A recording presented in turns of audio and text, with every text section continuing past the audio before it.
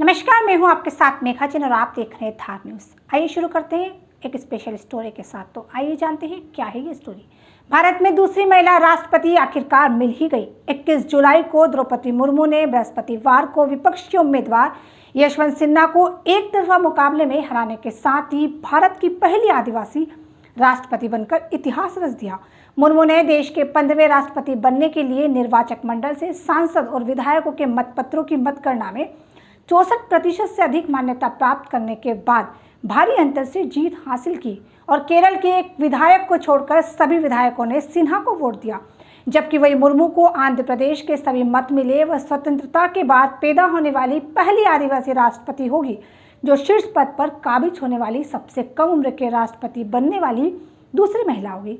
25 जुलाई को पद और गोपनीयता की शपथ लेंगी। जब वह राष्ट्रपति बनी तब प्रधानमंत्री नरेंद्र मोदी, भाजपा अध्यक्ष जेपी नड्डा ने मुर्मू को बधाई देने के लिए उनके आवास पर गए। मोदी ने कहा, आज़ादी के अमृत महोत्सव में पूर्वी भारत के सुदूर से ताल्लुक रखने वाली एक आदिवासी समुदाय में जन्मी नेता को राष्ट्रपति निर्वाचित कर भारत ने इतिहास रच दिया है। जी हाँ दोस्तों, तो आइए जानते हैं राष्ट्रपति मुर्मू की पूरी कहानी। सुनिए।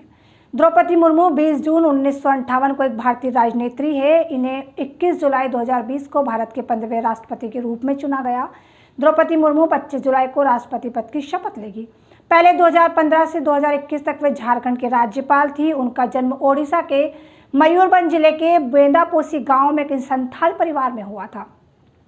द्रौपदी मुर्मू पिता का नाम बिरंची नारायण टूडू था। उनके दादा और उनके पिता दोनों ही उनके गांव के प्रधान रहे। उन्होंने श्यामचरण मुर्मू से विवाह किया। उनके 2 बेटे और एक बेटी हुए।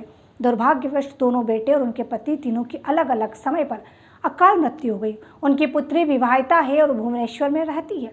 उन्होंने हार नहीं मानी, वो संघर्ष करती रही और आज राष्ट्रपति के पद पर पहुंच गई। द्रौपदी मुर्मू ने एक अध्यापिका के रूप में अपना व्यावसायिक जीवन आरंभ किया। इसके बाद धीरे धीरे राजनीति में आ गई।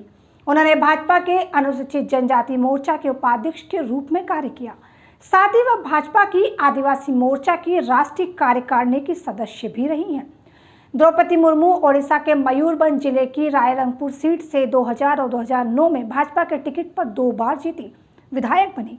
ओडिशा में नवीन पटनायक के बीजू जनता दल और भाजपा गठबंधन की सरकार में द्रौपदी मुर्मू को 2000 और 2004 के बीच वाणिज्य, परिवहन और बाद में मत्स्य और पशु संसाधन विभाग में मंत्री भी बनाया गया था। द्रौपदी मुर्मू मई 2015 में झारखंड की 9वीं राज्यपाल बन गई थी। उन्होंने सैयद अहमद की जगह ली थी। झारखंड उच्च न्यायालय के तत्कालीन मुख्य न्यायाधीश वीरेंद्र सिंह ने द्रौपदी मुर्मू को राज्यपाल पद की शपथ दिलाई थी। झारखंड की पहली महिला राज्यपाल बनने का खिताब भी द्रौपदी मुर्मू के नाम रहा। साथ ही वह किसी भी भारतीय राज्य की राज्यपाल बनने वाली पहली आदिवासी महिला भी है। और सबसे बड़ा सवाल अब यह है कि द्रौपदी मुर्मू को खड़ा करने के पीछे बीजेपी का गेम प्लान क्या था। तो सुनिए।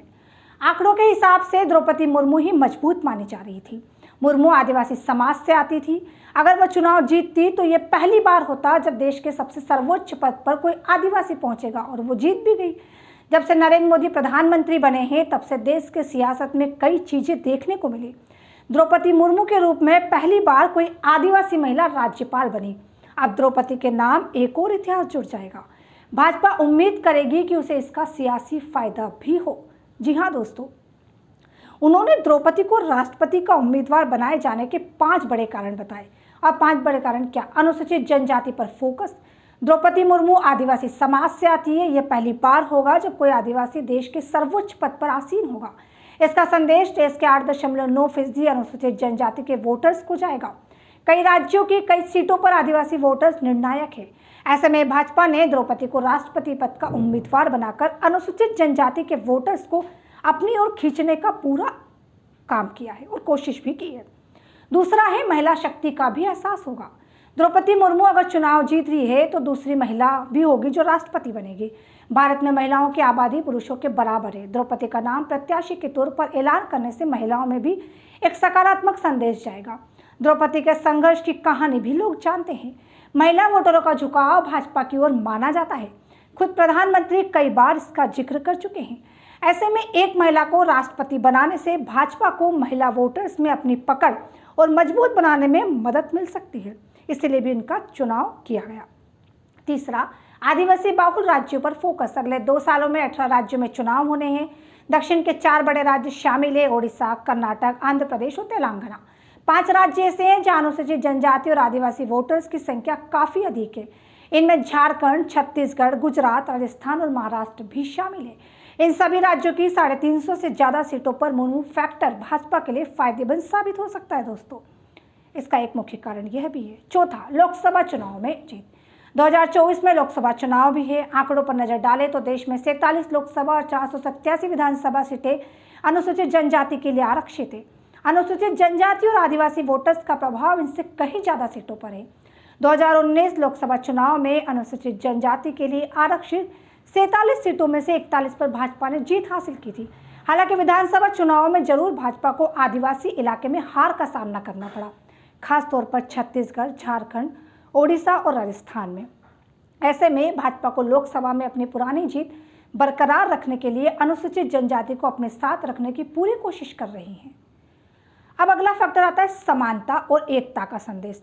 द्रौपदी मुर्मू का नाम राष्ट्रपति पद की उम्मीदवारी के लिए आते ही इसकी चर्चा होने लगी। भारत दुनिया का सबसे बड़ा लोकतांत्रिक देश है। ऐसे में यहाँ से किसी आदिवासी महिला को राष्ट्रपति पद पर ले जाने से समानता और एकता का बड़ा संदेश जाएगा। एक मुख्य कारण इसका यह भी था, राष्ट्रपति पद के लिए एनडीए में जून के पहले हफ्ते में मंथन शुरू हो गया था। तब किसी एक का नाम साफ नहीं था। हालांकि अलग अलग वर्ग को लेकर बातचीत चल रही थी। एक वर्ग आदिवासी का भी था, जिसमें यह बता दिया गया था कि इस बार राष्ट्रपति पद के लिए कोई आदिवासी चेहरा उम्मीदवार बनाया जा सकता है। इसके बाद 19 जून को सबसे पहले अमर उजाला ने द्रौपदी मुर्मू के नाम का खुलासा किया था। उस दौरान भाजपा में द्रौपदी मुर्मू के साथ साथ अनसुईया उइके के नाम की भी चर्चा हो रही थी। हालांकि 21 जून को हुई बैठक में द्रौपदी मुर्मू के नाम पर मुहर लग गई।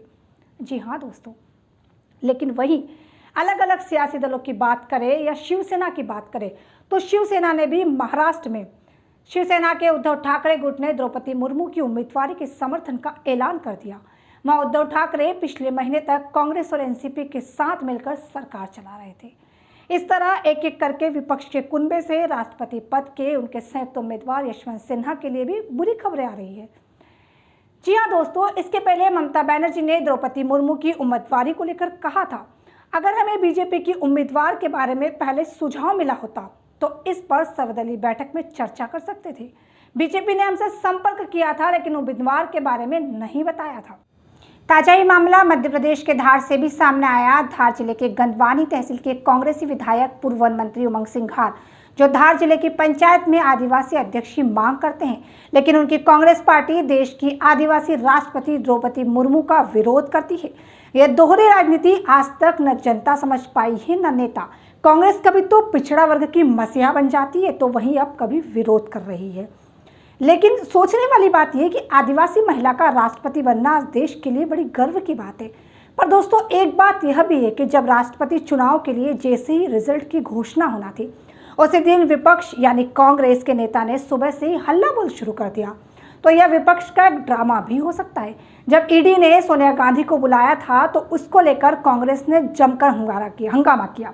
कई जगह गाड़ियां फूकी, ट्रेनें रोकी गई और कहा गया कि सत्याग्रह किया जा रहा है।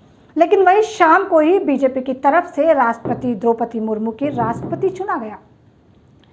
लेकिन पूरे देश में खुशी की लहर दौड़ पड़ी थी। मुर्मू के गांव में भी जश्न का माहौल देखने को मिला। देश को नई राष्ट्रपति से बहुत उम्मीदें हैं। आदिवासी समाज में खुशी की लहर है। लेकिन अब देखना यह होगा कि नई महिला राष्ट्रपति देश के लिए क्या करेगी और देश को कैसे विकास की राह पर ले जाएगी। फिलहाल वीडियो में इतना ही। देखते रहिए धार न्यूज़।